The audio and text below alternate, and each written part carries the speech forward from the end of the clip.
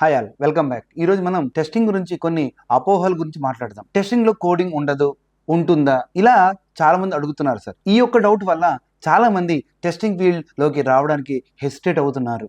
నాకు కోడింగ్ రాదు, అయితే టెస్టింగ్లో కెరియర్ స్టార్ట్ చేయగలనా? యాక్చువల్గా ఆన్సర్ చెప్పాలంటే సింపుల్. టెస్టింగ్లో కోడింగ్ ఉంటుంది, కానీ టెస్టింగ్ అంతా కోడింగ్ కాదు. మాన్యువల్లో ప్రతి టాస్క్ని మనం రిక్వైర్మెంట్ డాక్యుమెంట్ అనాలిసిస్ బేస్ చేసుకొని టెస్ట్ సినారియోస్, టెస్ట్ కేసెస్ అది బేస్ చేసుకుని అప్లికేషన్ డిఫరెంట్ వేగా ఎగ్జిక్యూట్ చేయడం అనేది ఇంపార్టెంట్. ఒక సింపుల్ ఎగ్జాంపుల్ తీసుకుందాం. మనం different set of application use చేస్తున్నాం. సంథింగ్ లైక్ మన బ్యాంక్ అప్లికేషన్ అనుకోండి. మన బ్యాంక్ అప్లికేషన్లో యూజ్ అనే పాస్వర్డ్ ఇస్తాం, ఒకసారి కరెక్ట్ ఇస్తాం, ఒకసారి ఇన్వాలిడ్ ఇస్తాం. ఇన్వాలిడ్ ఇచ్చినప్పుడు అది ఎర్రర్ మనకు ప్రొజెక్ట్ చేస్తుంది, నేను ఎంటర్ చేసిన user name and password invalid అని. సో మరి ఇలాంటి సెట్ ఆఫ్ వ్యాలిడేషన్ చేసేది ఎవరు?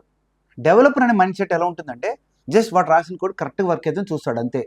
బట్ టెస్టింగ్ మైండ్ సెట్ ఎలా ఉండాలి? డెవలపర్ రాసిన కోడ్ బ్రేక్ చేయాలి. బ్రేక్ చేయాలంటే ఏంటంటే వ్యాలిడ్ డేటా కాకుండా ఇన్వాలిడ్ డేటాలని మనకి మేజర్ ఇష్యూస్ జరుగుతూ ఉంటాయి. ఆన్ ద ఫ్లోర్ కంపెనీస్లో ఇక్కడ మనకి డిఫెక్ట్స్ అనేవి నెగిటివ్ టెస్టింగ్లో దొరుకుతూ ఉంటాయండి. సో కాబట్టి టెస్టింగ్ అనేది బియాండ్ మైండ్ సెట్ ఉండాలి. ఇదే సేమ్ టైప్ ఆఫ్ టెస్టింగ్ మనం ఆటోమేషన్లో చేస్తాం.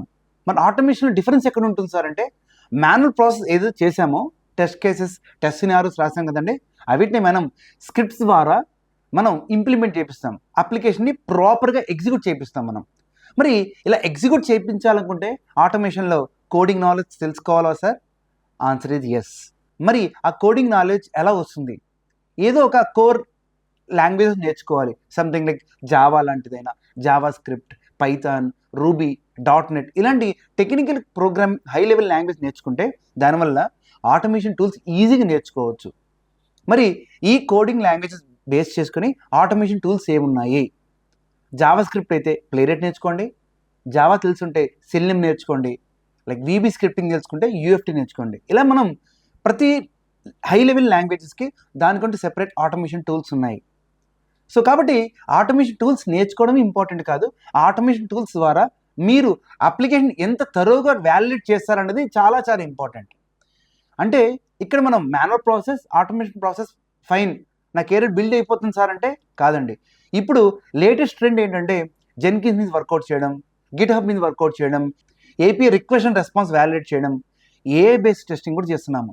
సో కాబట్టి మన స్కిల్ సెట్ అనేది మాన్యువల్తోనే కాకుండా, ఆటోమేషన్తో కాకుండా మనం advanced tools like API, GitHub, Jenkins ఇలా డిఫరెంట్ సెట్ ఆఫ్ టూల్స్ నేర్చుకోవడం అనేది చాలా ఇంపార్టెంట్. ఇప్పుడు ఈ ప్రజెంట్ ట్రెండ్లో చాలామంది మాన్యువల్తోనే ఆగిపోకుండా వాళ్ళ కెరీర్ని ఆటోమేషన్ కూడా అప్డేట్ చేసుకుంటున్నారు. సో ఆటోమేషన్తో పాటు AI బేస్డ్ టెస్టింగ్ నేర్చుకుంటున్నాం. అంటే ఇక్కడ AI బేస్డ్ టెస్టింగ్లో ఎలా చేయగలం sir? Like MCP servers connect చేయడం, ప్రోటోకాల్స్ ఎలా వ్యాలిడేట్ చేస్తూ ఉంటాము, LLMs ఎలా లైక్ బిల్డ్ చేయాలి, ఏ సెట్ ఆఫ్ కమెంట్స్ ద్వారా నా automation scripts AI based testing చేయాలన్నది చాలా ఇంపార్టెంట్ అండి. ఇలాంటి మరిన్ని ఇన్పుట్స్ టెస్టింగ్ గురించి కావాలనుకుంటే మా ఛానల్ ఇప్పుడే సబ్స్క్రైబ్ చేసుకోండి.